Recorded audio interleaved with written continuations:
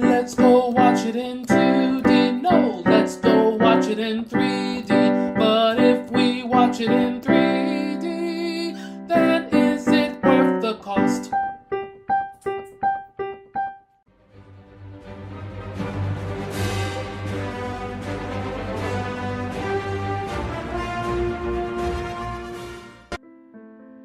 After these messages, we'll be right back. This podcast is brought to you by 3D Wiggle. With 3D Wiggle software, you can impress your family and friends with 3D GIFs and videos. To find out more information, please click on the link in the description for 20% off coupon as well. This podcast is also brought to you by Patreon. With Patreon, you can become a patron and get this podcast commercial free and get many more benefits. Please click on the description again to get more information. Now, back to the show. Hello. This is Adolph Vega with 3Dor2D.com, and today I have a very special guest. I have Mr. Evan Jacobs. And first of all, who are you? So my name is Evan Jacobs. I'm the stereo supervisor at Marvel Studios, and I've been here now for, I guess, somewhere in the neighborhood of 4 years. I kind of lost track, but I supervise the conversion of the films from 2D to 3D. Okay, great. So you worked on all the movies since your time? Yeah. So basically, our team converts all the films. We don't shoot anything natively, so they're all converted. And so I joined Marvel on Captain America: Winter Soldier. And I've done every movie that we've done since then. So, I don't know, what are we on, 10, 11 movies now? Mm-hmm. So, it's a lot. Okay, so how long have you enjoyed 3D? Well, 3D, for me, it's an interesting thing. I mean, I was always fascinated with it as a kid, and I was a fan of sort of the 50s sci-fi movement, it came from outer space and movies like that, and I remember Jaws 3D coming out when I was a kid as well, and so I was Captain EO and stuff like that, but I didn't really know anything about it professionally.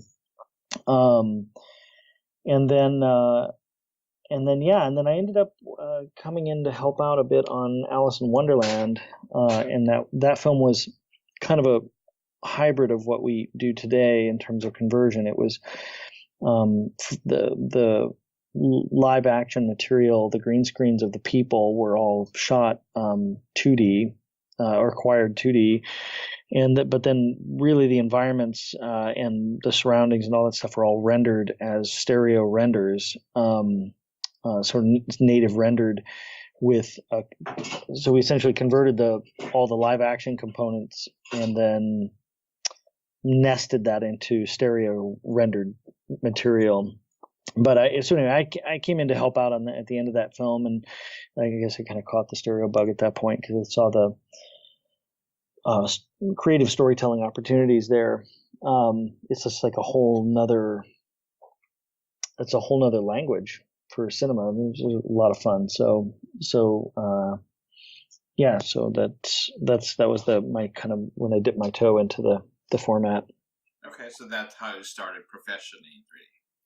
Yeah, I mean, my background was visual effects, so I started in the film industry doing visual effects, doing miniatures, mechanical effects, motion control, all the physical side of it, sort of in the days pre-digital, and then when things sort of started shifting away from the physical stuff, I transitioned over to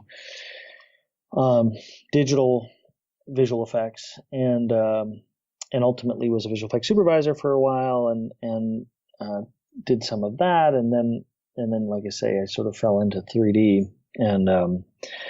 or we found each other at least. And it's a conversion in particular is utilizing a lot of the same kind of tool set and philosophy and stuff like that. So it really was able to inform a lot of those early years of learning how to do it.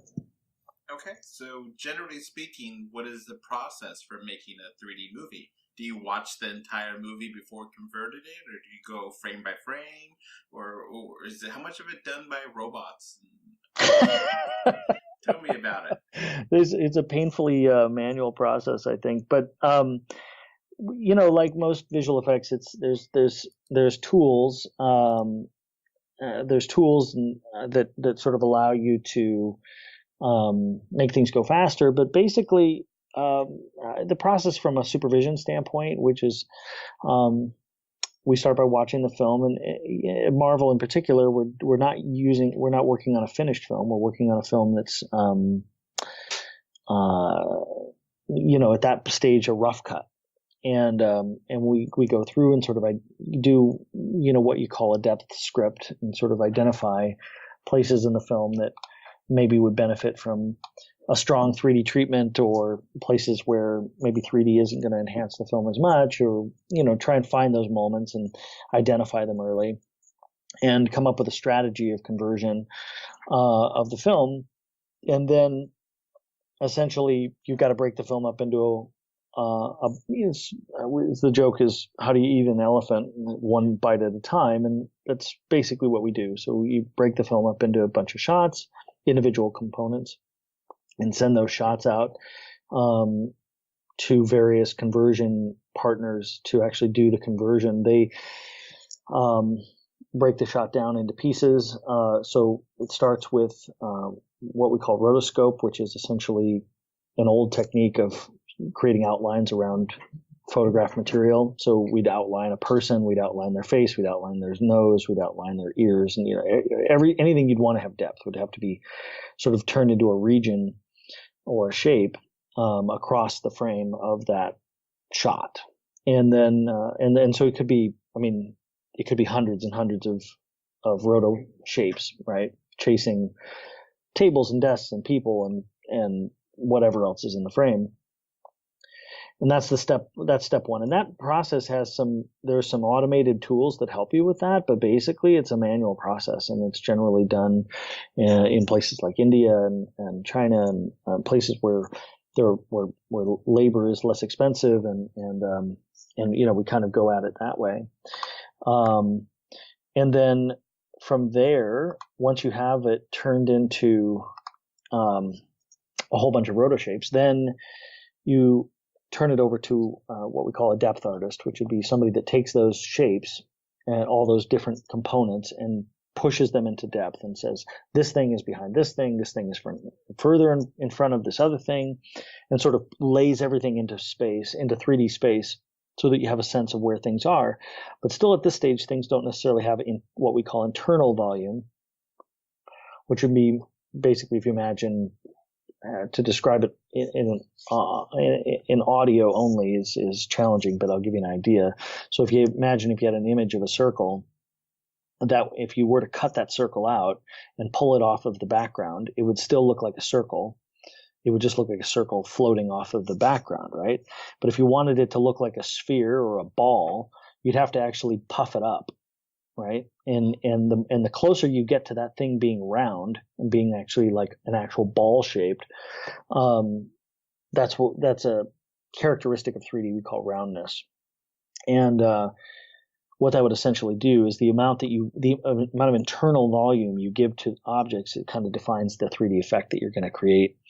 And so if you have somebody's face, you can cut out their edge, and then they look kind of like they've been cut out and stuck on a piece of cardboard. But if you take the time to pull their cheekbones out, and to pull the tip of their nose out, and to pull, to separate all those individual components that make someone look like a human being, you create a more round, pleasing shape out of somebody's face, just as an example. So that's the depth stage. And so we essentially now we've got a shot that's been separated into depth. We've kind of created in our internal volumes. And then the challenge there is that because we photographed with one camera, not two, as we've been pulling all these things away from their backgrounds, we've revealed holes, what we call occlusion, areas that have now been revealed that previously you couldn't see in the other eye. So imagine if you use your left eye as your main camera, then the right eye camera is going to see around things in a way that would be gaps in the background. And that could be as simple as your arm going across your body. It could be the entire person going across the background. So all that's got to get recreated somehow. And so depending on what the content is, there are different creative ways of doing it, but that's essentially the process we call paint, which would be on a simplistic level, it's painting in the occluded areas, or filling in all the gaps and creating a finished shot. And that's kind of how it works. Now, once we've done all of that, we might iterate on any part of this process. So, the artist might send us a depth pass and we send it back and say, yes, that's cool, but move this forward, move this backward. Same with the paint. We might say that's good, but there's a weird edge on this, on his shoulder, and the background has a weird warping effect that we don't like. So, and so there's multiple steps to this. How long does it take? Well, if you think about it, one shot from beginning to end, the average life cycle of a shot might be a few weeks, say 3 weeks, something like that. But what happens is it depends a lot on the details. So if a shot is very long, it takes longer to do.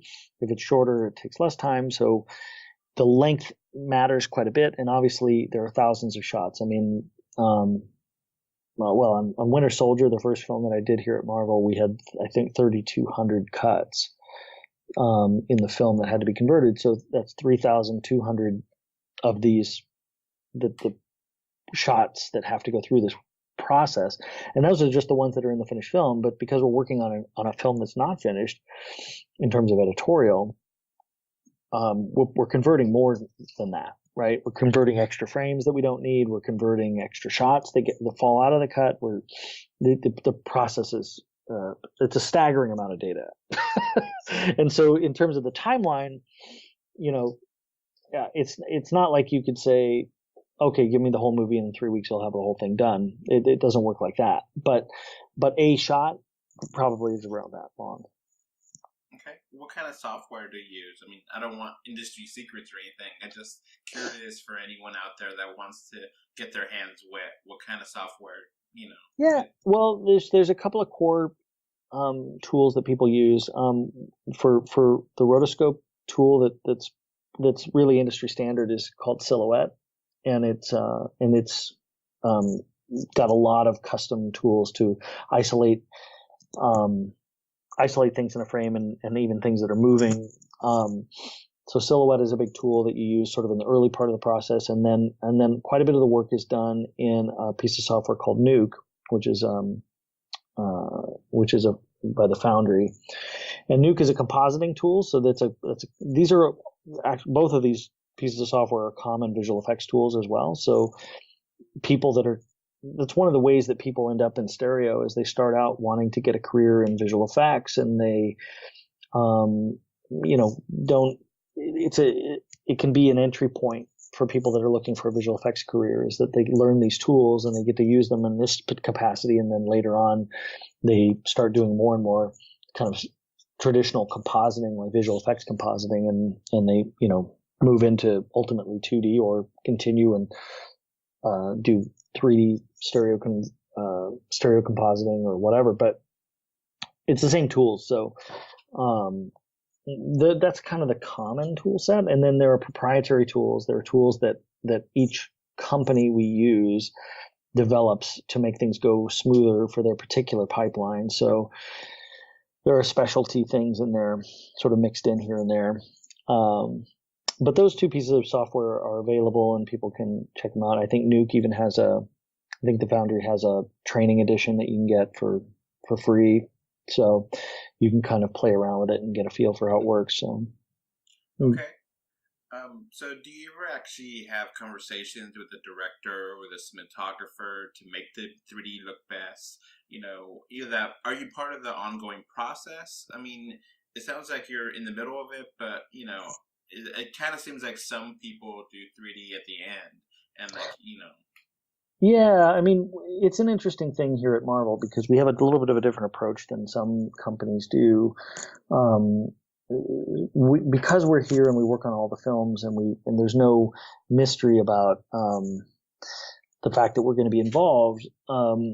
we put in a unique situation because we have the opportunity to get involved in shows very early. So there's obviously there's a budgetary component to having a supervision team on a show very early when you're not really going to do a lot of heavy conversion work until kind of late in the film, because you want to wait until the movie's almost done before you start. Otherwise, you're going to be converting lots of material that you don't need. So you wouldn't typically start, say, during the shooting of the film. And so at a lot of studios or in a lot of situations, they don't really have a way of bringing a stereographer on board early because they would just be sitting around. But because our movies kind of overlap movie to movie. I mean, we released, I think, 4 movies in just over 12 months or whatever. We're able to be involved very early, have meetings with the filmmakers before they start shooting. We do visits to the set. We send out lots of different stuff. We're working with them all the way through because we're here doing other films. So there's an economy of scale that comes from that, if you get what I mean. And so we're able to be involved very early. So, I mean, it depends a little on a filmmaker's interest in being involved. Some filmmakers, James Gunn comes to mind as somebody who's particularly passionate about 3D. He really enjoys it, enjoys the process, cares what it looks like, and designs for it, honestly. Designs with the visual effects with it, and with 3D in mind and things like that. And so when you do that, he creates an environment where we can succeed with his film. So he's super involved, coming to reviews once we're into the conversion phase. He's giving notes. He's involved kind of at every level. Some of the filmmakers are, less knowledgeable about 3D, and so every film's kind of got a different dynamic, if you will. Just in case anyone listeners are not sure, James Gunn did both Guardians of the Galaxy movies, correct? Yeah, that's right. Okay. So how much does it cost, generally speaking, to make a movie 3D? Well, that's a tough question to answer, sort of along the lines of how long is a ball of string, right? But but I will say, the way the pricing works is kind of by the minute. So the length of your movie sort of determines to some extent how much it's going to cost to convert. And there are different price levels depending on how what your expectations are in terms of quality. It's like anything else, right? So it's not that no matter, if you spend X number of dollars, you're going to get a better product, but there is an element of that. So there are people out there, there are filmmakers out there that, or let's say studios, let's not say filmmakers, that maybe see 3D as something that's really popular in China, for instance. And so they might say, oh, we're going to convert the film just for China because China really loves 3D, so we're going to do that. We're not going to release it anywhere else. And because the filmmakers don't maybe see the movie in China and don't care or don't know or whatever, maybe they can get away spending less money and less time and energy on that conversion. We don't have that viewpoint at Marvel. Every single territory matters to us. And so in terms of quality and the expectation is that everybody's going to get the same movie. So we approach things differently than certainly some of the smaller independent companies do. And that has a price tag. But on the other hand, we've created a lot of efficiencies over the years. So we're able to do things a little more efficiently than some people are as well. So I don't mean to dodge your question, but it's really a tough one to answer because, everybody's going to go out and have a different experience about how much it's going to cost. But the length of the movie makes a big difference. If you're converting a 90-minute movie, it's going to cost a lot less than an hour, 20, or I'm sorry, a 2-hour movie. So, Avengers Infinity War that just came out, I think is the longest Marvel movie. That obviously costs more. Yeah, it's also very complicated, right? So that film had interesting complexities beyond just straight conversion because one of the things that we wanted to do with that film and always trying to raise the bar in terms of the quality is so we have, imagine a traditional conversion shot where you really just have at the most basic level, it would be a non-visual effect shot. It would be just a regular photograph shot of people talking or something, right? And you'd take that shot and you wouldn't have anything else but that, and you would convert that into 3D. Well, that's sort of the simplest level of how you do this. But once you have visual effects involved, inevitably you're like, well, somebody took the time already to get a bunch of layers, so we have a clean background already. We don't have to recreate the background. We can just get that clean background that's from the visual effect shot. And all the CG characters come with alpha channels or edges already predefined. We can get those. And hey, most of these CG characters actually come with what they call a Z-depth map, which is essentially a gray shaded depth map of those characters. We can get those. So we can leverage a lot of the work that the visual effects teams are doing to create a better version of 3D. But of course, that has an additional expense because we've got to go collect all of those assets as well on a shot by shot basis. And so that adds to the complexity and the cost, but it also increases the quality tremendously. So that's something that we do that some people do less of. And a movie like Infinity War had, it was almost all visual effects. I think there's 20 or 30 non-visual effect shots in the whole film. So there's a lot of opportunities to get these assets. And then add to that this added layer, which is that there are sequences in the movie that are all CG, where there's no live action component to the shot. And all CG characters, big CG environments. And in those situations, when we can and when it makes sense, we try to actually render those as native stereo renders. So now you're talking about going to the visual effects company and saying, hey, can you just render another eye for us and give us back a stereo shot instead? Which sounds simple enough. It's just hitting a button or whatever, but there's complexity to it, and that has an additional expense as well. So there's a spectrum of this in terms of how you approach it, but for us, the quality is kind of the key in trying to create a really amazing event experience for people when they go to see it. And that's the way we approach it. So, like, for example, Groot and Rocket are CG only characters. They're a little bit easier to put into 3D because they're already 3D compared to, Captain America. No, exactly. And think about, there's some fascinating things though that like with Groot and with Rocket, for instance. So Rocket is a lot of fur. So if you were just going to do a straight conversion with no elements of him, you've got to go in and you've got to hand isolate every bit of that fur off of the background, right? It's going to take a long time, and inevitably you're going to make mistakes, and it's going to look pretty chunky. But if we get an alpha channel for him, or his mat, his edges, we're going to get a nice clean edge for all of his hair, and he's going to look a lot cleaner. But think about this: he has some whiskers on the front of his nose, and in a close-up, those whiskers need to be separated from the rest of his whiskers or the rest of his hair. So, but the visual effects team wouldn't typically separate them. There wouldn't be any reason to. From a visual effects standpoint, they wouldn't need it. So we've still got to. So because we're involved early, we're able to go to the visual effects companies before they're, while they're still working on the setup, and say, hey, listen, by the way, when you're rendering Rocket, can you please give me these whiskers separate, specifically for stereo, so that we get clean nose whiskers separate from cheek whiskers. Yeah, and it looks awesome. So is that one of the biggest considerations? Sometimes there's issues with darkly lit scenes and, blackness of space and some ghosting double images. How do you compensate for that? Is this a limitation? Well, it's challenging from an exhibition standpoint, right? It's 3D, if you think about it, basically the technology is there's new stuff coming and there's brighter projectors.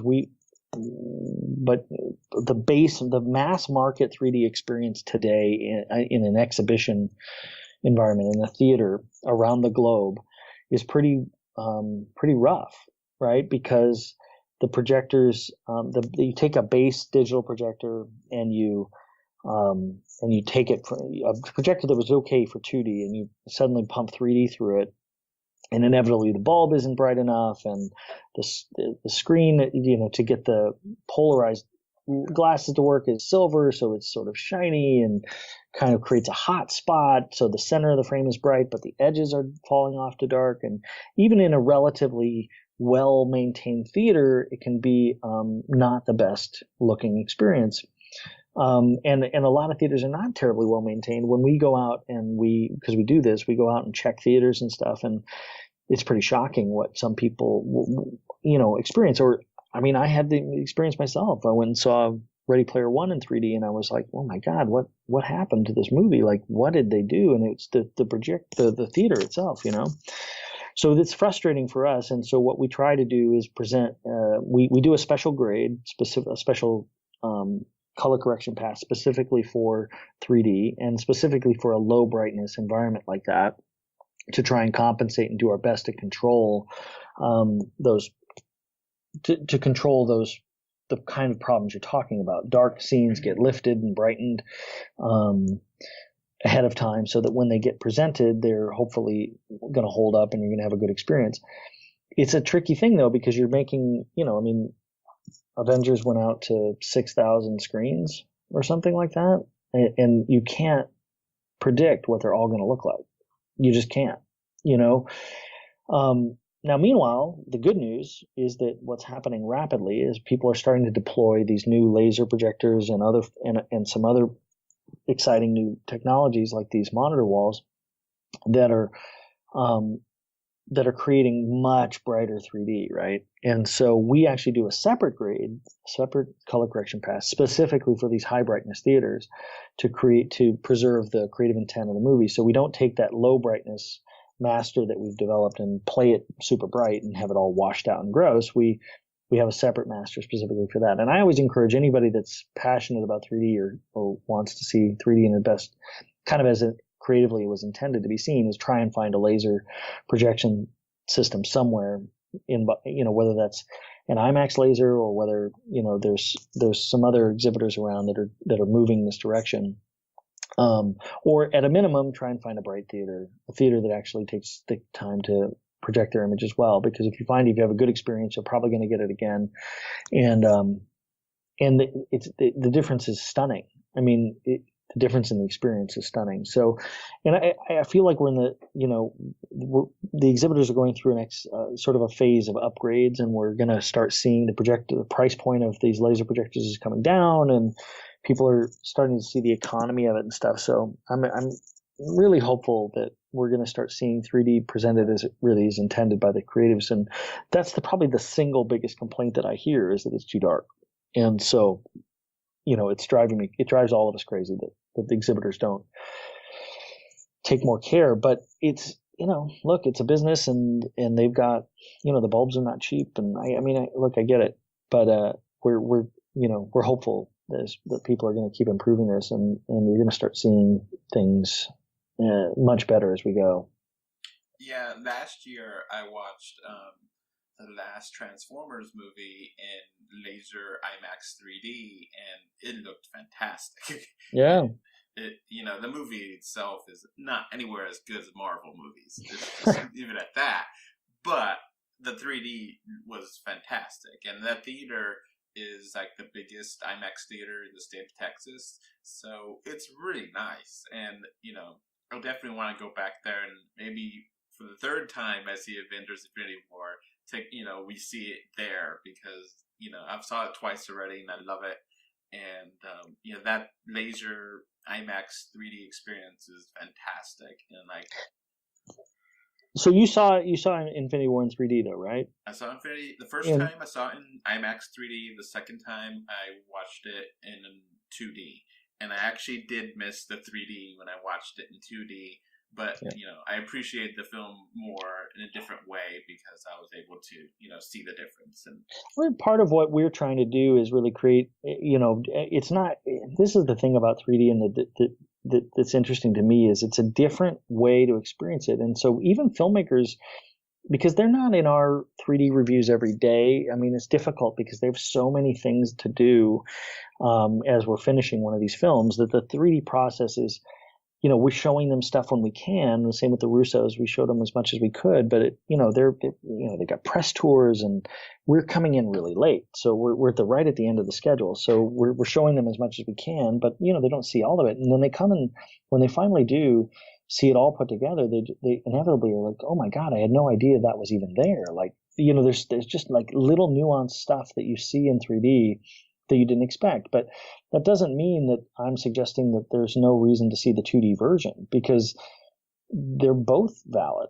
It's like two different ways to experience this thing. And, I think it's great that people go back and see the movie a few different ways, but we certainly try to make sure that the 3D ticket is worth it and that they're getting something special out of it. And certainly I feel like when I look at the numbers, I mean, it's funny because people talk about 3D and is it declining and, this and that. And the MPAA recently put out a report for 2017, and they sort of, the numbers that they showed for North America were that, the ticket sales for 3D had declined like 18% or something like that in gross ticket sales.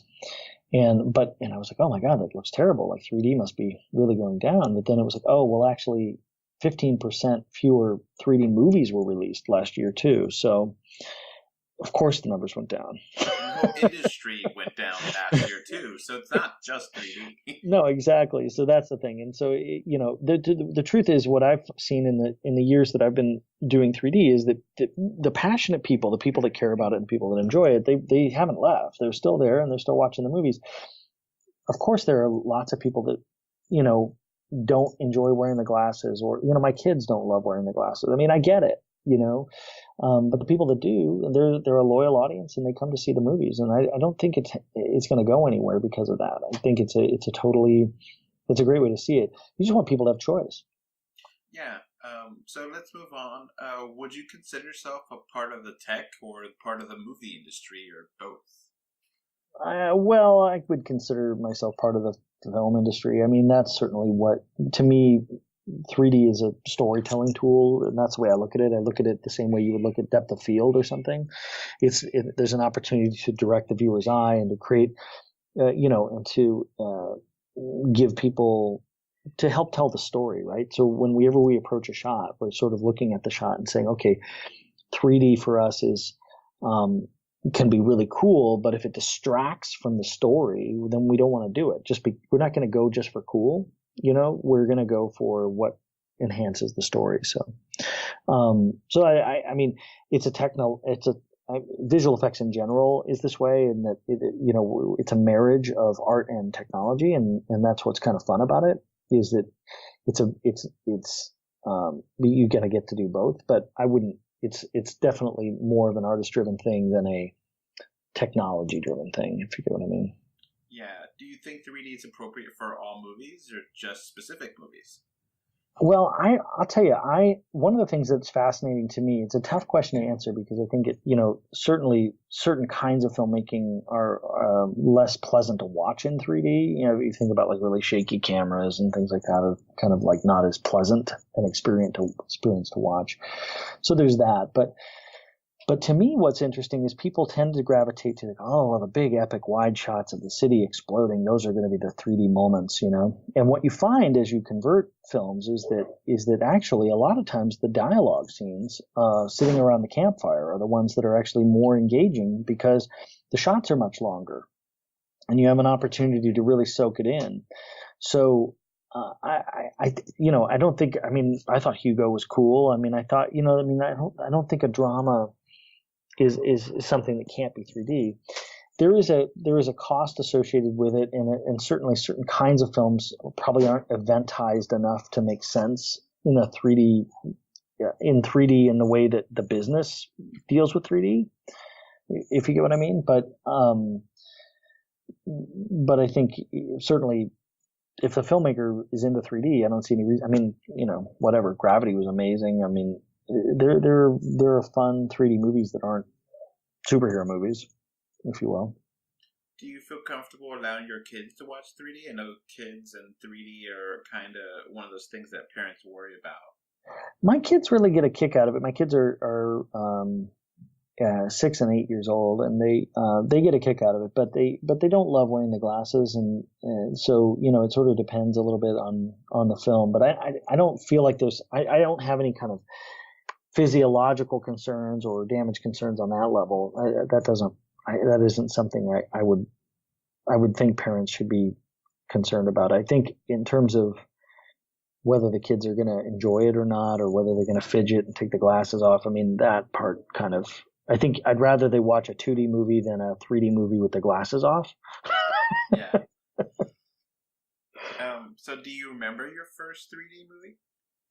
I remember I mean, it goes back a ways, but I remember seeing like a revival of House of Wax, which I thought was really cool. And that was like, and these are some of these older films that were fun to go back to and see,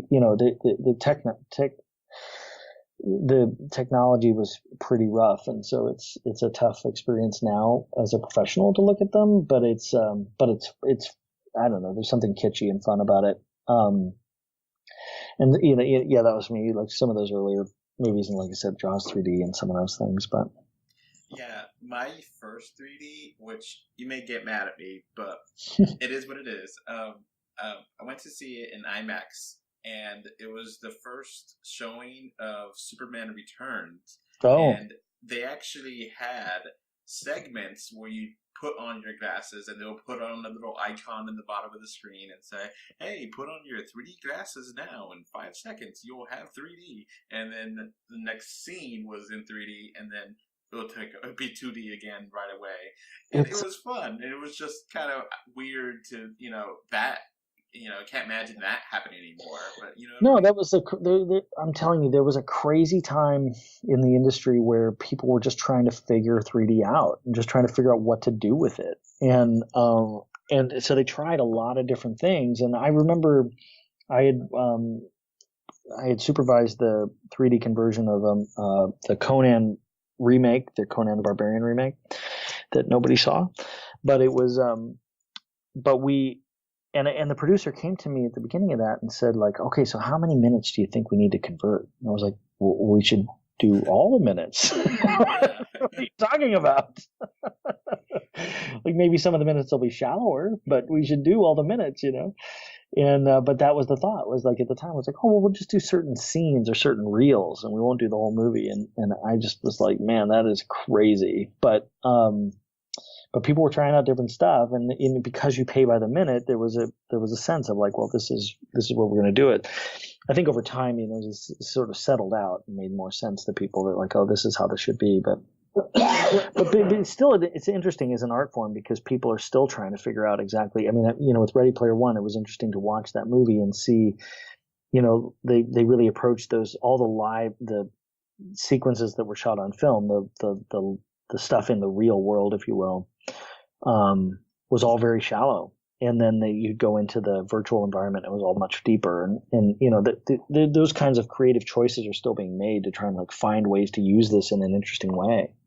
Yeah, I actually noted that in my review, that it's very weird because it really is very limited 3D in the live action shots, but the animated shots are fine. And it's really weird to jump back and forth so many times in the movie. And I ended up liking it. Especially in the middle of scenes, right? You had that happening. Yeah. I mean, that's what I'm saying though, is the interesting thing about 3D, I tell people this all the time, is it's a very subjective thing. And so, different people experience it differently, and people have they're totally professional stereographers. There's a small group of us that we all know each other, and they have each of these guys has a different point of view of even how 3D should look. There's not one way.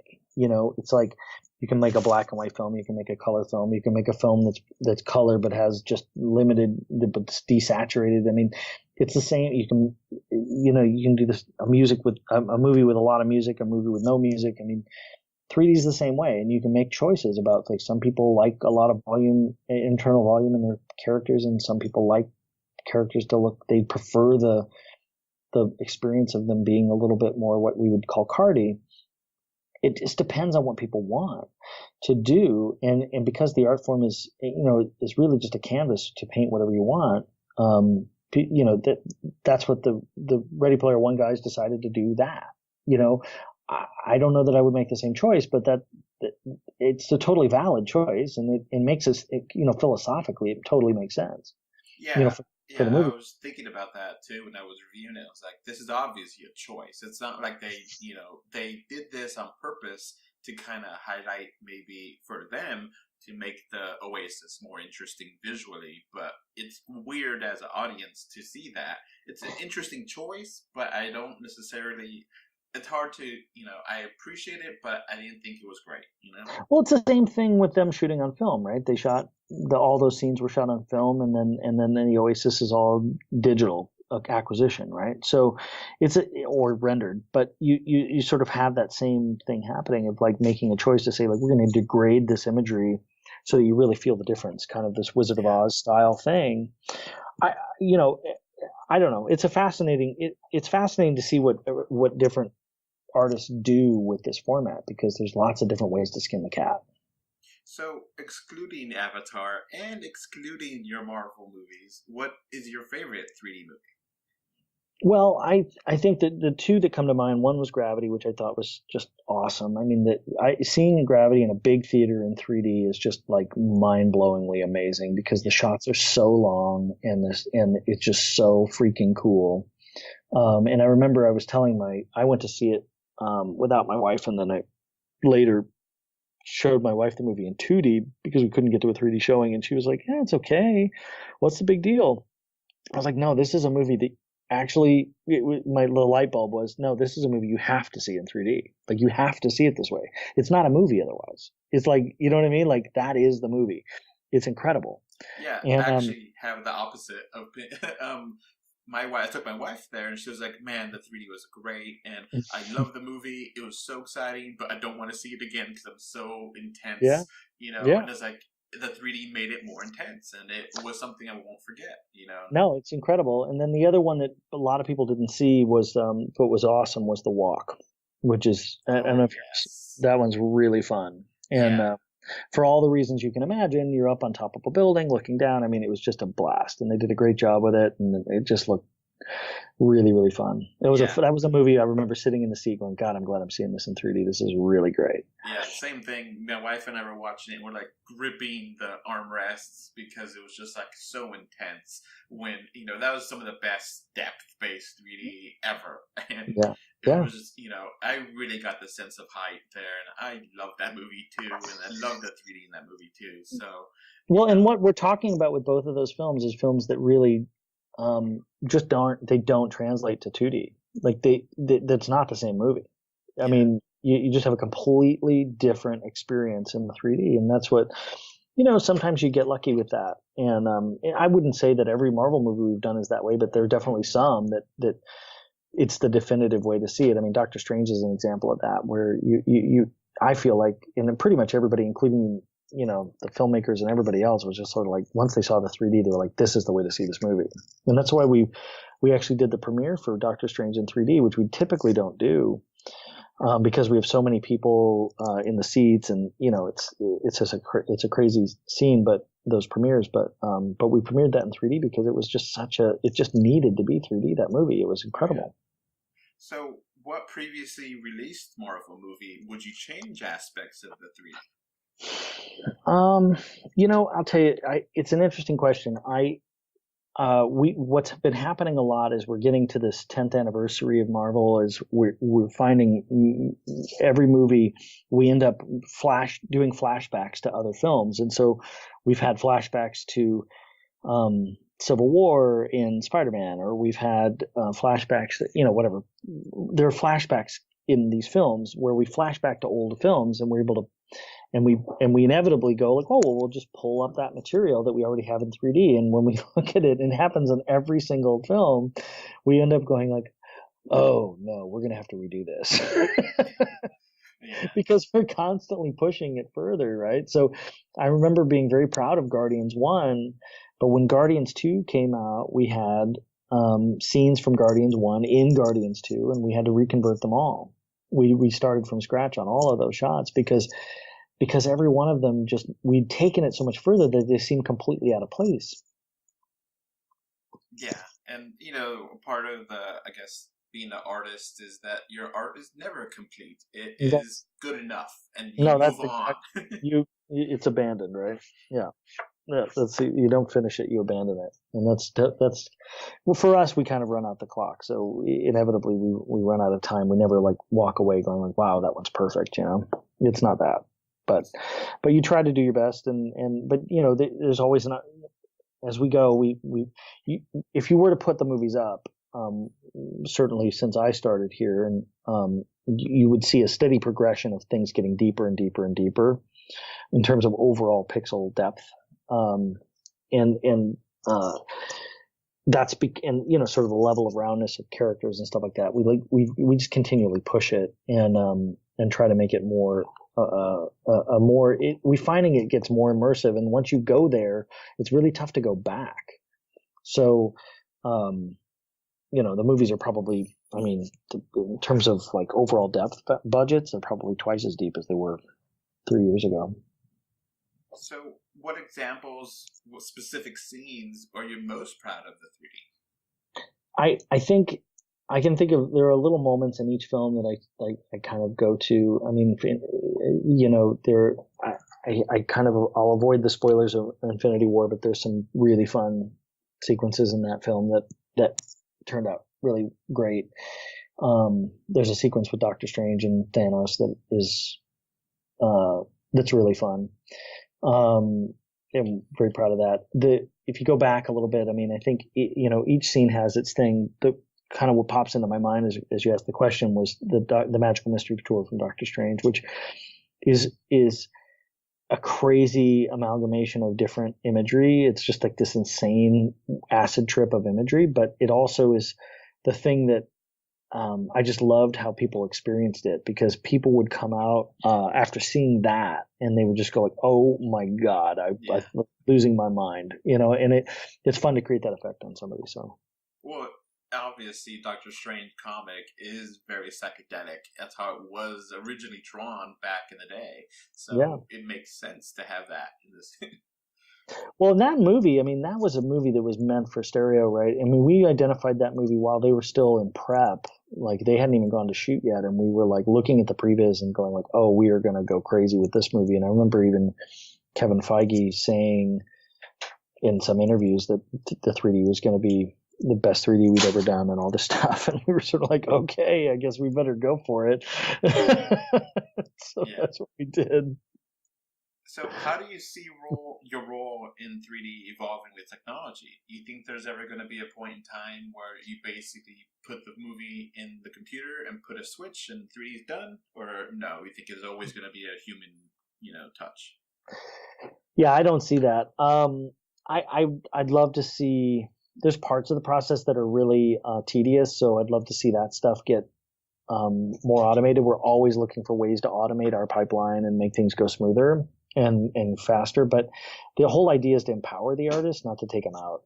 So there really is an artistic part of this process, and you have to look at the shots, and you have to say, and you have choices to make. And do you go deeper here? Do you go shallower here? Do you put a lot of volume in this, or a little bit, or how do you treat it to tell the story in a way that makes it more immersive for the audience? And that's just not something you're going to hand off to a computer to decide. So in terms of like the technology of it, trying to use the tools, and certainly from an exhibition standpoint, trying to create brighter projectors and more immersive environments. I've seen some incredible stuff that's coming in terms of what people are going to be able to do. And if we can get that out there in the next few years, I think people are going to really start to understand what 3D has to offer in a way that maybe if you don't live in a big city where you have laser projectors and stuff today, you're probably experiencing 3D in a way that you're like, man, why do people like this? But it's pretty awesome when it's done well and presented well. So what are your thoughts on the recently showcased Samsung LED 3D theater technology? Yeah, so I'm pretty pumped about it. There's Samsung, and also Sony has one as well. It's coming really fast. We've been talking about this for a while, and then like suddenly it's just kind of, we've got a theater that actually has one installed not too far from the office, and it's exciting. It's really exciting to see, from my point of view. I mean, I understand like a film purist is going to want a projector in the projector booth, and I get that. And I have a nostalgia for it too, but I'm a realist. And when it comes to, I would rather people have a quality viewing experience and consistency, and you're going to get consistency, I believe, out of these walls that you're not getting out of digital projection, and certainly not out of film projection if you want to go back that far.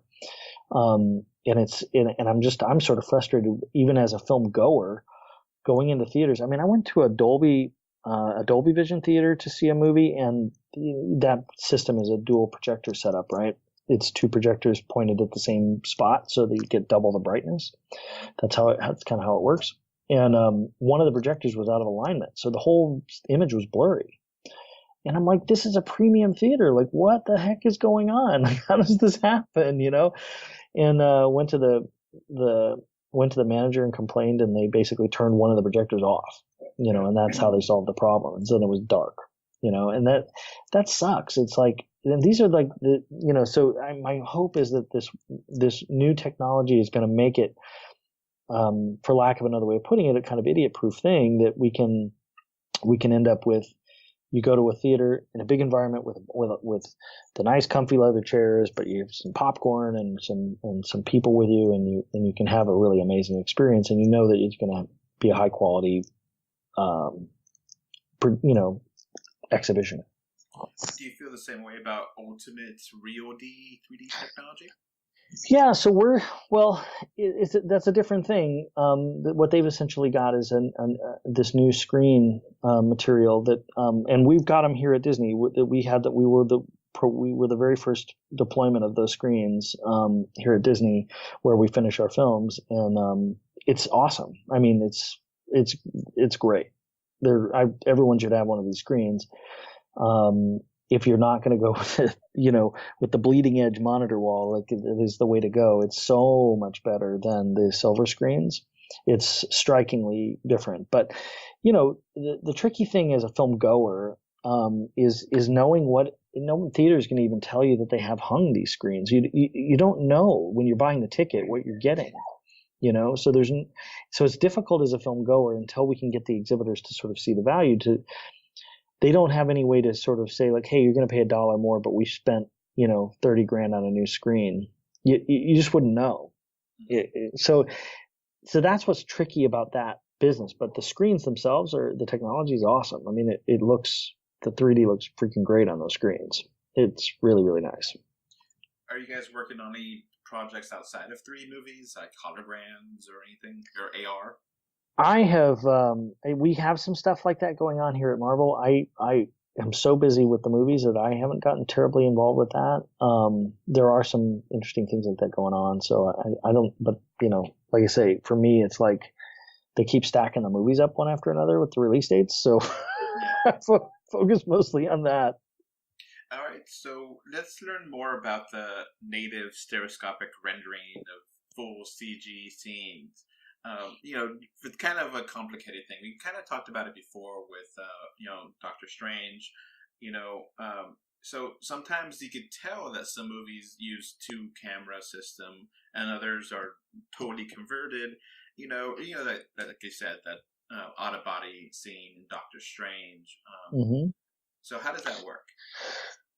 Well, so if you think about, 3D fundamentally is a magic trick, right? It's not the same as seeing something with your eyes, but because of the way that it works, it's an illusion. But what you can do is you can do this path. You have this path available to you to do conversion, but where we sort of try and, especially certain times, it's really appropriate to use some sort of native solution. So some filmmakers might actually natively capture, meaning they'd have 2 cameras shooting through a prism so that they actually capturing the right and left eye at the same time. You don't have to do any conversion. You have to do different things and like clean up and stuff, but you don't have to do that.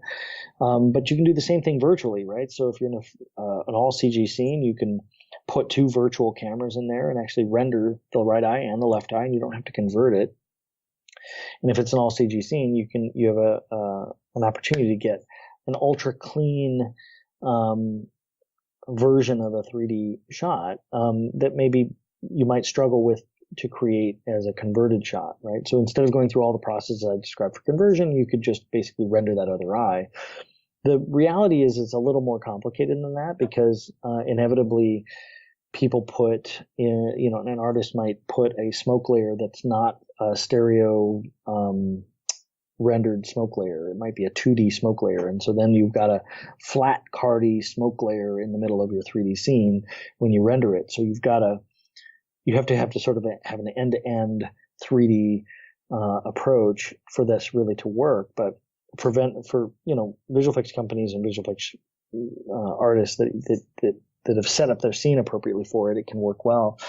The thing is, when you render in 3D, you get different artifacts than you get in 2D, and so it can be amazing if it's something like, especially like if it's something that would be difficult to convert. Like I think about something like the mirror dimension in Doctor Strange is a challenging thing to convert because it's just the only thing that's defining the mirror surfaces is reflections, and then the reflection, it's not a very easy thing to convert. But if you could render it, you essentially would get all that stuff for free, and you can have something that looks really extraordinary.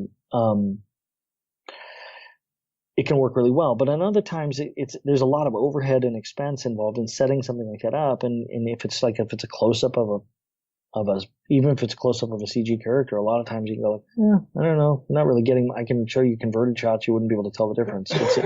So you try to pick your battles and find those moments where it would really pay off. If there's a lot of atmospheric stuff, a lot of dust, a lot of debris, a lot of explosion, things like this. Those are things that conversion doesn't do as well. So you find those moments and you do stuff with them. And then we also do hybrid versions of this where we identify specific bits of a frame. Let's say we have a shot that has a green screen element of people that's going to have to be converted because we didn't photograph it that way. But there's some CG element in the scene that can be rendered in stereo. We'll render just that thing, and then we'll put it into our stereo shot. So we sort of, the approaches to this run the spectrum depending on what we have available to us. Okay. So 3D is very popular in foreign markets. You mentioned China before. Now, obviously, they would watch it in subtitles, and I actually have a friend who lives in Malaysia, and he said that sometimes the subtitles really are popping out and it's distracting, and he has to worry about government censorship. Are these things considered when you're making the movie?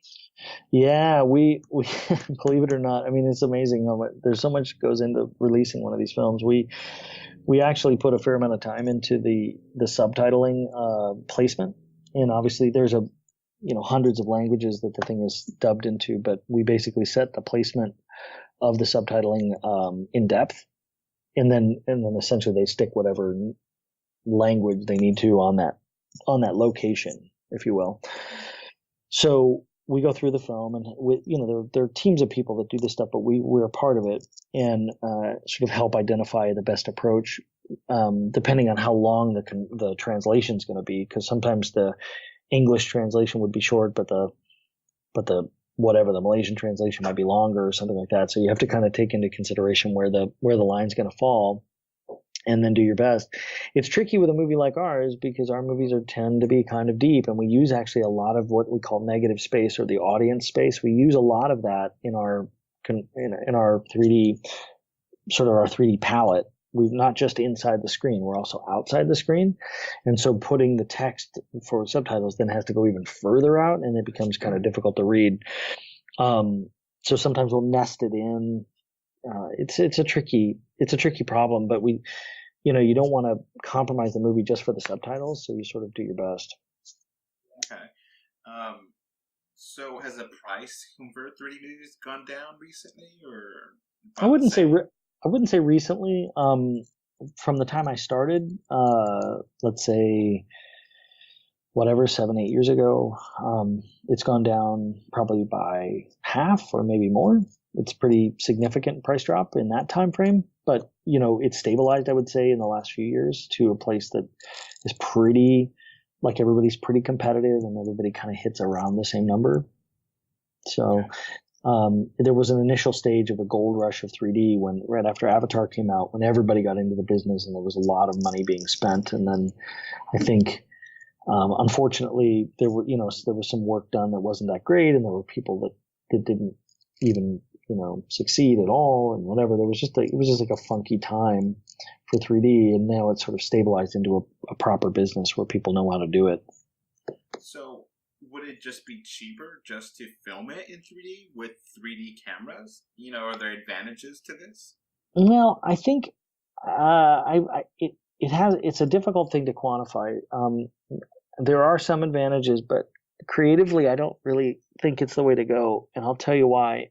There was a period of time where people were making films like that, and what I find is that the 3D then sort of takes over the storytelling, and so you find yourself looking at the raindrops falling and stuff like this, and you go like, oh my God, those raindrops are amazing. Look at that. Every single raindrop is in a different part of depth, and it's so beautiful. And what you're not watching is the movie, and so if it's a ride film, if it's a film that was done for a theme park, that's exactly what you're supposed to be watching. And it's awesome. And it's an amazing thing to see. And it's stunning. And if you can pull up the most beautiful native stereo shots and just go like, oh my God, it's incredible.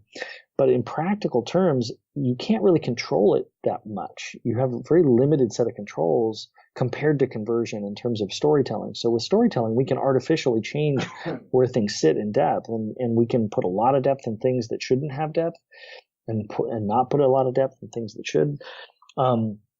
We can kind of creatively draw your eye where it needs to go for the sake of the movie. And that's much, much more challenging to do when you're shooting a movie out of order and you don't really know how they're going to cut it together. And you might have, oh, this shot's really deep and the very next shot in the cut is very shallow. Well, that's kind of unpleasant when it happens. And that happens because you're shooting out of order and you have to make choices on where you're setting your cameras up months before. But if in conversion, I can actually editorially, I can see exactly how it's going to cut, and I can see that this shot comes better, that I can tune it, very precisely tune it so that you have a comfortable viewing experience across that cut. And that's the kind of stuff that's why I think conversion is superior. The other thing is with conversion, you're focused only on the stuff effectively only the stuff that gets used, whereas you put a great deal of time into natively acquiring material that ends up on the cutting room floor. So there's an inefficiency there from a financial standpoint. Obviously, it's more expensive to do the actual conversion of those frames as opposed to setting up the camera. But on the other hand, there's a trade-off. So quantifying what native costs is up for some debate, because it has an impact on the production, on the speed at which you can shoot, right? It has some impact on, you're setting up an extra camera. Inevitably, every time you change a lens, you're changing two lenses, not one. Every single thing you do takes longer, right? You're also effectively processing twice as much data at the end of the day, because now you've got two cameras worth of data instead of one. You're transferring all that, you're creating dailies out of that, and on and on. But it's complicated to say that one's more expensive than the other. I mean, I would think if I was making a low budget movie, like a very low budget movie, like a $2 million movie or something, I would probably there would be no way I could possibly convert it. So I would definitely be able to acquire something, right? But would it look good? I don't know.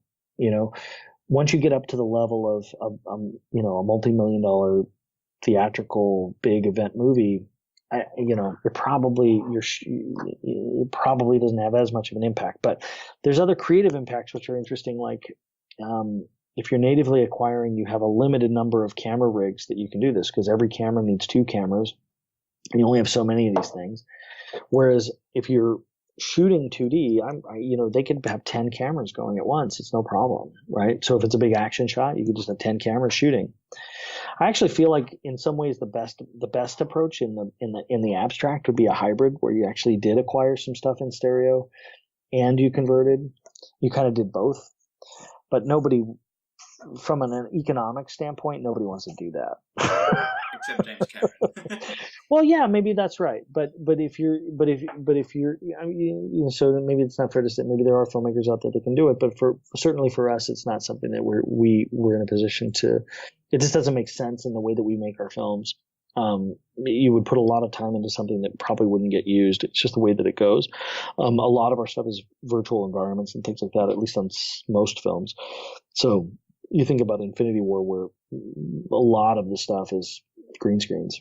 So you're kind of back to Alice in Wonderland territory, you know? Do you think converted 3D can look as good as native 3D? I think it absolutely can. I could show you shots and you would not be able to tell the difference. There's no question in my mind about that. Even experts can't tell. Now, are there shots that it would be difficult to convert, that would be easier to shoot native? Of course. You know, if you're shooting a shot in a hayfield with blades of grass everywhere, those are difficult to convert. You know what I mean? So, I mean, there inevitably there are shots. There are shots that you're like, oh man, I wouldn't mind shooting this, you know. But depending on what the content is, I mean, you cannot tell, and the average viewer really can't tell. But do you understand some people make the argument that it's never going to be as good, and it cheapens the artistic value to convert it, and it's not real 3D. And but do you understand that? I don't. I feel like it's an antiquated viewpoint, and this is just obviously I'm coming at it from a particular perspective, but from my perspective, it's sort of like comparing oil paints to acrylics, right? It's like, and you look at the final painting and you say like, oh well, that guy didn't use oil painting, so it doesn't count. And it's like, really? Does it? You know what I mean? Yeah. Does it really matter that much?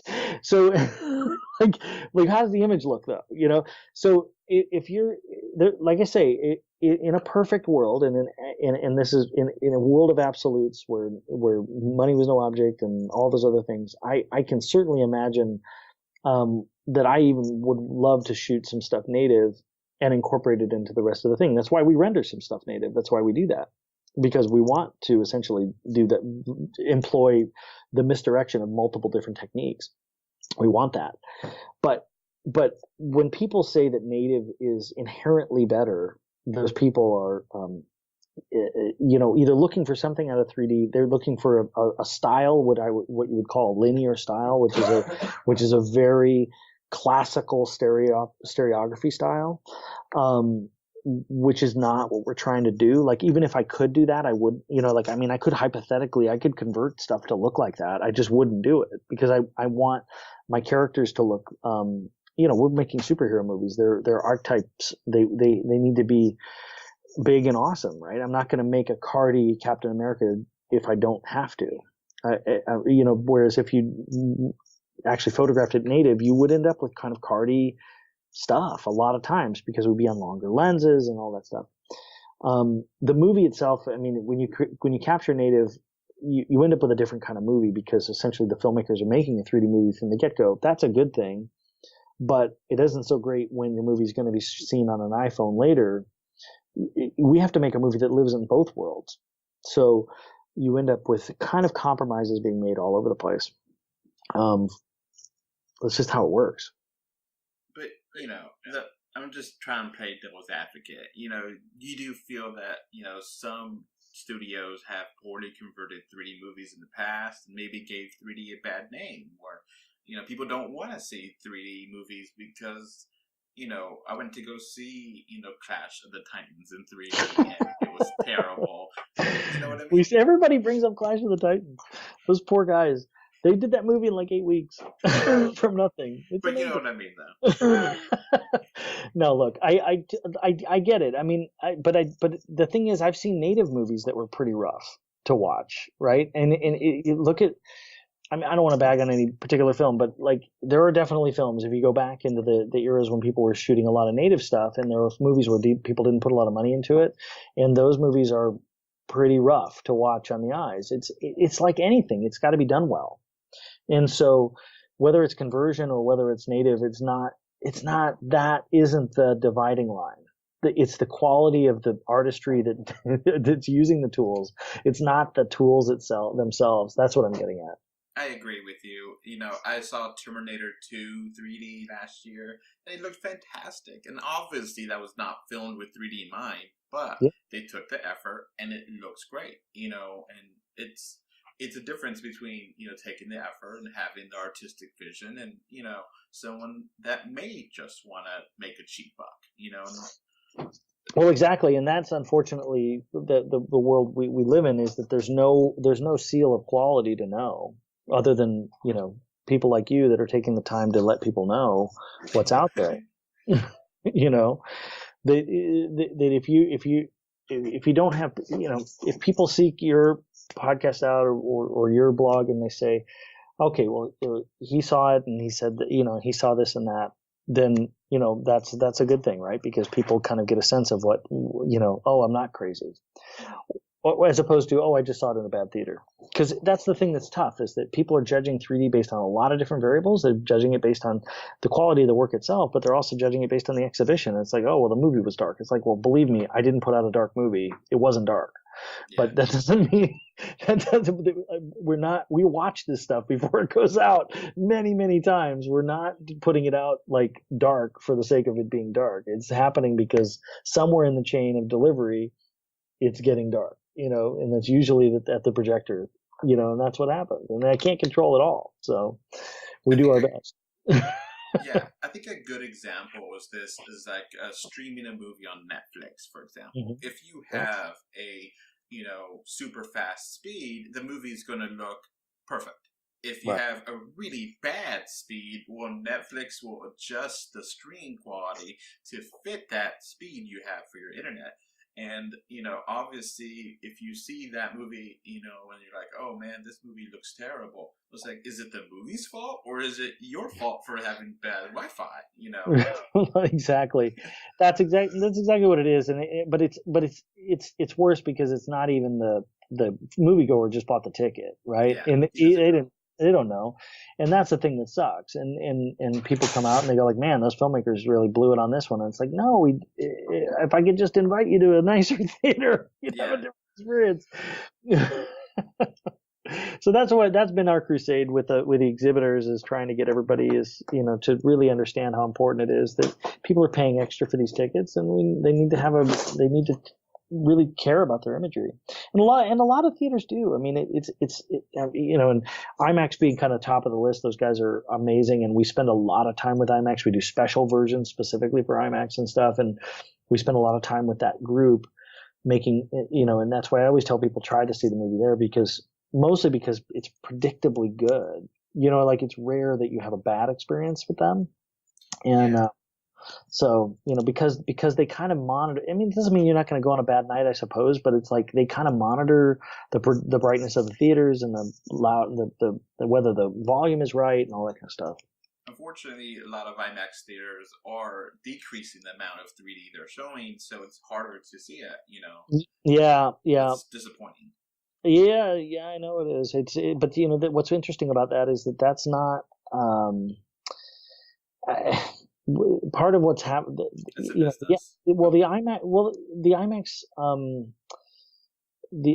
way IMAX works is, IMAX as a company is kind of releasing their product to, they distribute the movies to the individual theaters, but the individual theater owners decide what to program. So IMAX doesn't control what gets shown in every theater, if you get what I mean. So to some extent, it's just the public driving that. I mean, when I watch Twitter when we release the movies, and it's funny because in some markets people are like, "Oh my God, there's only 3D movies. I want to see the movie in 2D," and it's like, we can't only see in 3D IMAX. What the hell? And there are other markets where people are like, "Hey, we're the 3D, man. What's going on?" So it just depends on what that theater owner decided to do, and so. But I think if people keep buying the tickets, it'll come back around. And I think, like I say, all these different exhibitors are coming up with ways to make the experience better. They're releasing these new projectors and stuff at a lower price point so people can get into them, and these walls, if they can figure out a way to make these walls less expensive, that'll be another way. And I think we're going to get into a world where 3D is going to start to look better and better in theaters, and then I think people will go, because the people that do go and have a positive experience are really vocal about how amazing it was. So, yeah. Now, you said that you kind of contract out, so you do some stuff with Legend, some stuff with Stereo D. Can you explain that? Yeah, well, so there's a handful of, like I said, sort of when at the beginning of the 3D kind of boom, after Avatar, really, there was a lot of companies trying to get into this line of work, and over time they've kind of we've kind of distilled down to really whatever it is, 4 or 5 kind of world-class companies that are doing all the work you see in 3D really are running through one of these 4 or 5 companies.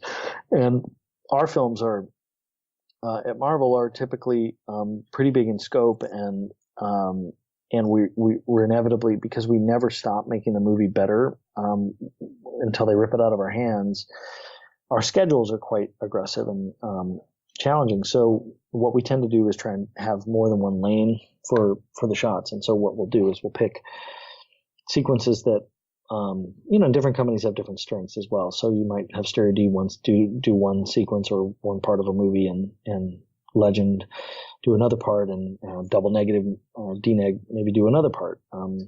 It just depends on, you're sort of casting the movie, you're casting those stereo conversion companies have relationships with visual effects companies, and so you're casting based on all kinds of things like that to try and make it run as smoothly as you can, and also create more parallel paths for the shot to get done, for the movie to get done.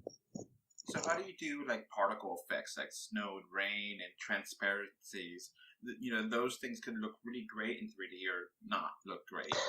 Well, in Infinity War, where there's a sequence with snow, I don't know if you remember seeing it, and it's and Digital Domain was the visual effects company on that sequence, and they were nice enough we approached them and said, listen, the snow is really prominent in the scene, and we really see it well, and we could convert it, but would you be able to render it for us? And so they rendered all that snow as stereo native renders. Now everything else in the frame is converted, but the snow is all rendered as 2 separate left and right eye renders, and it's just amazing. I think it looks so cool, and much better than just straight converted snow would look.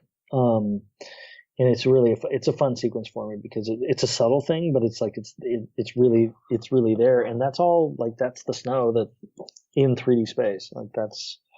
So it varies a bit, but whenever we can, we try and do stuff like that. Okay, and the transparencies, how does that work? Transparencies, it can be trickier, but once again, we have the luxury on these films of being visual effects movies where almost always, very often, those transparencies are on layers inside a visual effects shot, and so we're able to get those as separate elements and put them back in space instead of having to go in and recreate them. The recreating of the transparency is the trickiest thing. Okay, so are you finished? Yeah. Oh, okay. So what Marvel movie was the most difficult, and what was the easiest to convert? I don't know about an easy one, but I think the most challenging for me personally was Doctor Strange. Just because it was, I think the bar was really high, and the imagery itself confounded a lot of our tools. It was a very tricky movie to get right. And it paid off. I mean, the work was there and it worked out, but that was a challenging movie. Every movie has its own kind of ups and downs for sure. I can't think of an easy one off the top of my head because we push it really hard. Every movie we try and do better. But yeah, that one was particularly, everyone kind of felt that one. Well, you guys did great. So, I applaud you for that. Doctor Strange looked amazing in 3D. So. Yeah, thank you.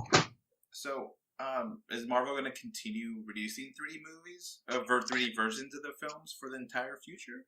Well, it's sort of a never say never thing, I suppose. But I mean, and people here seem to like the format, and it's, our movies are a big player on the international market as well. We're just on the cusp of releasing in China for Infinity War, and those markets drive a lot of the demand as well. So I don't see why we wouldn't keep going. I mean, Disney in general seems to really like the format, so we were encouraged to do it. If the Marvel one-shots return, any chance you'll do 3D for those too, or will those be 2D only? We've talked occasionally about those, and they tend to be driven. I think the one-shots generally were released in the home market, and home 3D is becoming harder and harder. You've really got to be motivated to see 3D in the home these days. As the TVs, they sort of stopped selling most of the TVs, right? Mm-hmm. So the market is diminishing rapidly in the home. I mean, you've got to buy, essentially now you got to have a projector or something like that. So I doubt we would do it, but it would be, you never know. Never know. The VR goggles are still happening, so you could do it that way too. So some 3D conversions do suffer from like a cardboard cutout look. How do you guys make it not look that way? Well, that's an aesthetic thing more than anything. So we put a lot of time into making sure our characters have a lot of internal volume, and also the environments around them do, because I think I kind of want you to.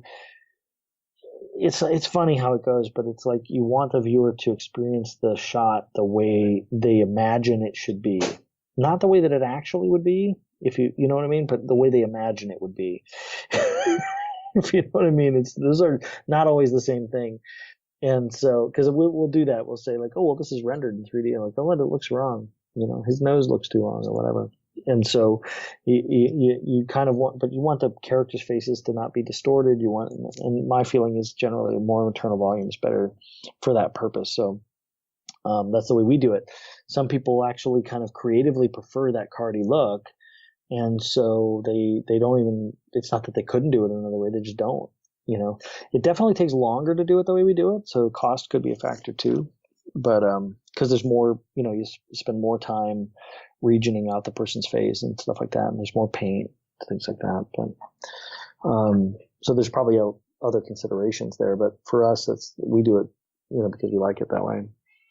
Now, I have noticed since Doctor Strange, I feel like the 3D Marvel movies has really stepped up the quality. Is there a specific reason for this, or it's just me noticing it more? I just feel like it's like before Doctor Strange, I liked the 3D, it was nice, yeah. But after, it's like so much better, especially last 3 or 4 movies. I think that as time's gone on, we've had more and more confidence from the filmmakers here to kind of let us go a little crazier. We've definitely been creeping deeper in terms of our overall presentation, and sort of the philosophy that I've had is really like, if people are buying the ticket, let's give them their money's worth, And so that's what we've been trying to do.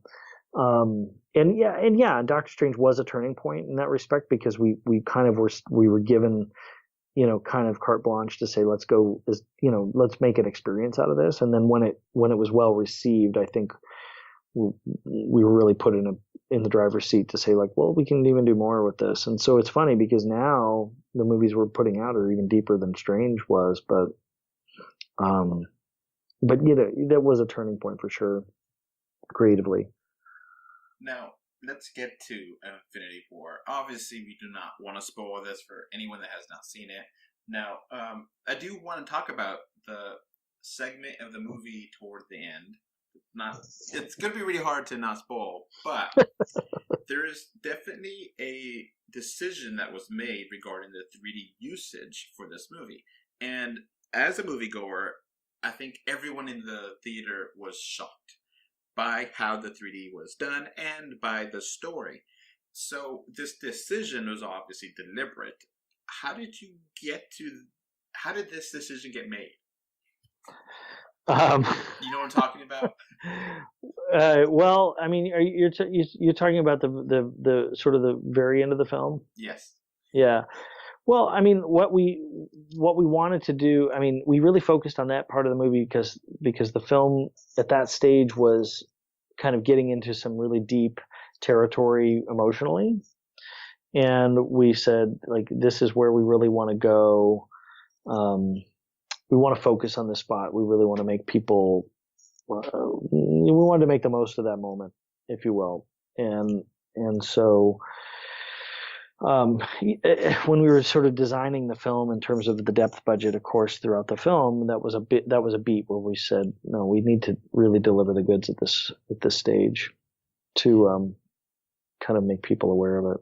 Yeah. At first, I was confused. Then my wife whispered to me, "Hey, this is actually done a choice," and I was like, "Oh, you're right. Oh my God!" And other people that saw it in 3D hadn't had a similar experience were like, "Oh my God, this is a brilliant choice," and I never forget this. This is one of the top moments. I was like, "Oh wow." I will not forget how watching Infinity War in 3D, the choice that you guys did, and I really applaud you for that. And I said that in my review, and I was like, damn, this is just a smart decision, and really makes you think, and you guys, bravo. Wow, thank you very much. So tell the team, we definitely noticed it in the theater. We definitely were like, whoa, that's amazing. So it's kind of hard to talk about without spoiling it, but you know what I'm saying. If you've seen it in 3D, you know what I'm saying. And hopefully hopefully most people get it like I got it and my wife got it, and not people get confused. Yeah. So, are you guys done with the 3D aspect of Ant-Man and the Wasp? Or? No. We're still right in the middle of it. So there's we've got lots to do on that film still. That one's going to be a fun one. There's the Ant-Man movies. The first Ant-Man movie, we spent a lot of time playing with scale. Every time we go into the small environment, trying to figure out how we were going to kind of really reinforce the fact that he was small. And we're doing a lot more of that in this one. So it's going to be a fun one for 3D. Yeah, I remember that a lot. The 3D depth was really great in Ant-Man, and it really got me into it. And I look forward to watching Ant-Man and the Wasp in July.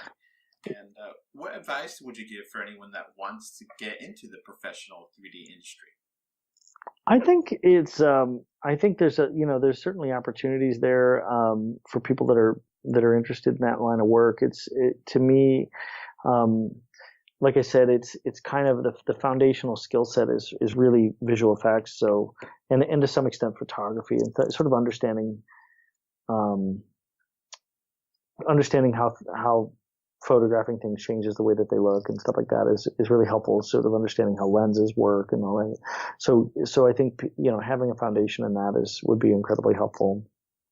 And then by all absolutely, just like there's not as much happening in the United States. Unfortunately, there's a lot of stuff happening overseas in terms of a lot of our work is done in those environments, but it's, there's certainly if you look at the number of movies that are being released in 3D, there's still quite a bit of work out there to be done, and there's a chance to work on some big stuff. So I encourage people to get into it. Do you have any final statements regarding 3D and Marvel Studios and what fans can expect for the future and the role of 3D in the future films? I feel like we've kind of covered it, but for me, I hope people, I think part of the reason I was happy to talk to you was just sort of hopefully demystifying some of it, because it is such a strange, there's a strange thing to 3D. It's a very, personal experience, and people experience our movies completely different. You'll see people love it and other people hate it in the same movie. It's fascinating to watch, and I've seen that over the years, is that people would come to 3D with different expectations, and they experience the movie differently. But hopefully they sort of see that if nothing else, this is not something that we're doing as some sort of shoddy experience. We're putting quite a bit of time and energy and effort into trying to give people the best experience we can. So hopefully that's the way they see it. Okay. Well, thanks for this great interview, and thanks again. Yeah, that was super fun. Hopefully we covered everything. It feels like we must have, right? So yeah. Thanks so much for having me. Bye. All right, bye. After these messages, we'll be right back. This podcast is brought to you by 3D Wiggle. With 3D Wiggle software, you can impress your family and friends with 3D GIFs and videos. To find out more information, please click on the link in the description for 20% off coupon as well. This podcast is also brought to you by Patreon. With Patreon, you can become a patron and get this podcast commercial free and get many more benefits. Please click on the description again to get more information. Now, back to the show. All right, so that's going to be it for this podcast. We now have a Patreon, and the link is in the description. Thanks for watching. And we are on Facebook, Twitter, Instagram, a little bit everywhere. Just look for us, 3D or 2D. And of course, review us on iTunes. And if you want to write us a letter, our email address is email3dor2d@gmail.com. So that's going to be it. Thanks for listening. Bye. Bye. Bye, everyone. Excelsior! One final quick question. So what's your favorite DC Comics movie? You know, I thought Wonder Woman was great. I think we all, I mean, you know, I wouldn't say, you know, maybe the movie's not perfect or whatever, but I really enjoyed it. I thought it was a lot of fun. We're all fans, you know what I mean? So it's like, we all just want, you know, if you go back a bit, I mean, certainly the Batman movies were great, but I mean, Nolan doesn't like 3D so much, so. Yeah. For me, I'm comic agnostic. I love them all. If they have a good story, I will watch it and I will love it. And, you know, for me, you know, I grew up watching X-Men on the 90s cartoon. Oh, yeah. Spider-Man and Batman and Justice League.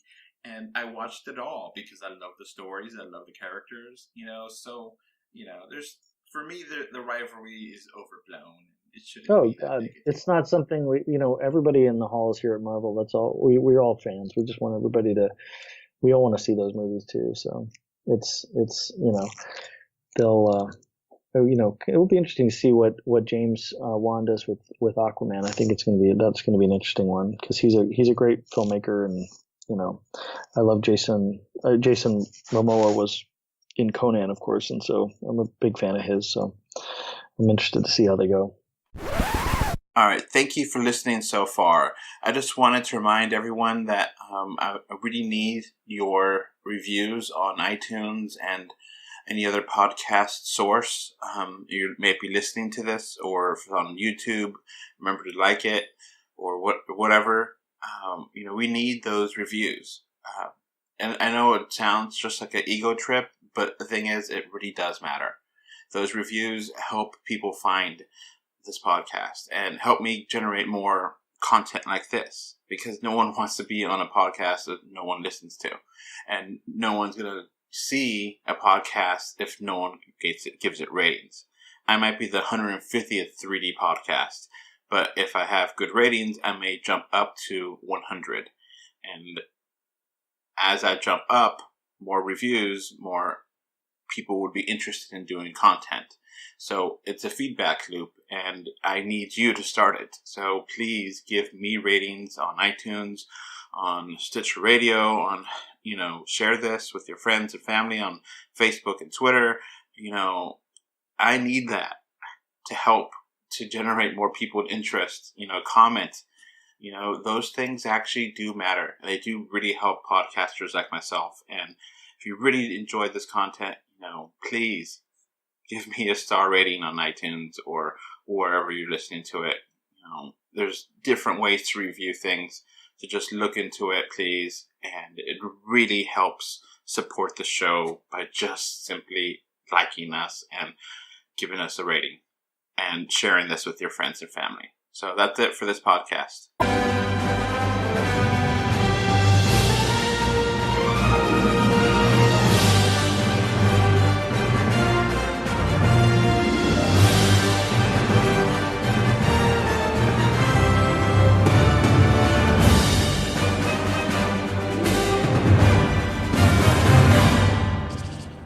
Alright, before this podcast ends, I want to give a thank you to my patrons.